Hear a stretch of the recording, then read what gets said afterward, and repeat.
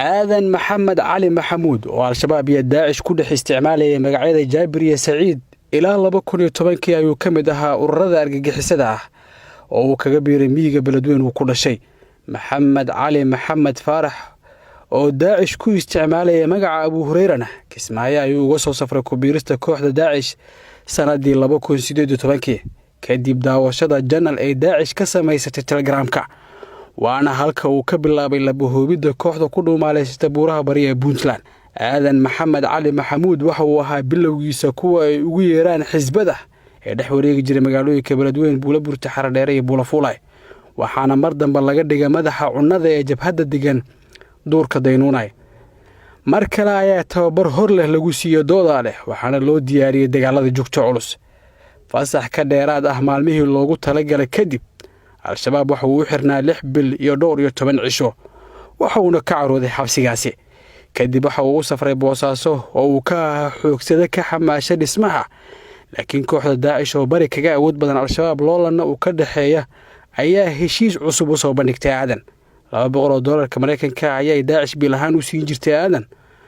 ceelka biyo kulul ayaa lagu baray dilka gaadmada ah, waxuuna ku dhex dilay boosaasadii soo dhaweysay 2 muwaadin oo kale ah madaxii gaadiidka madaxtooyada Puntland, 2 xidigle Axmed Hurfa Jaamac 24 September 2018.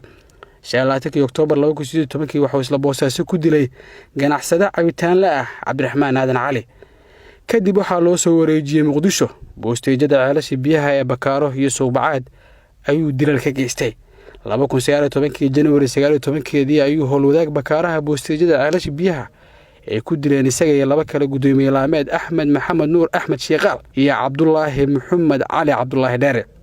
27 January 8 cisho kadib 2019 waxa uu ku dhaawacmay aadan xabado uu midba mar la dhacayeen marxuum Axmed Cabdi Xuseen oo militariga ka tirsanaa. markaas ayuuna soo galay gacmaha sharciga.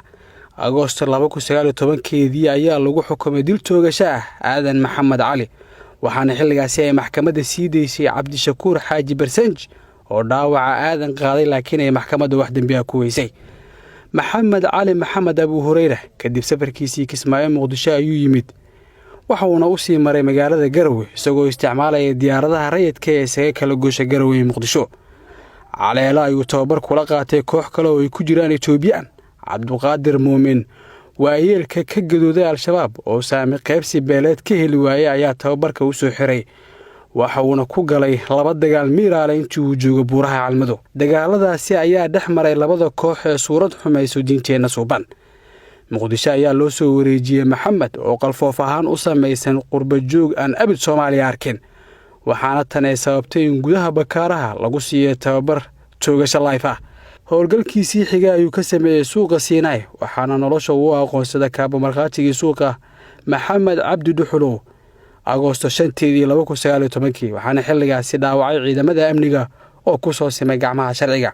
maxkamadda ciidamada ayaa ku xukuntay Maaj 12 2020 dil toogasho.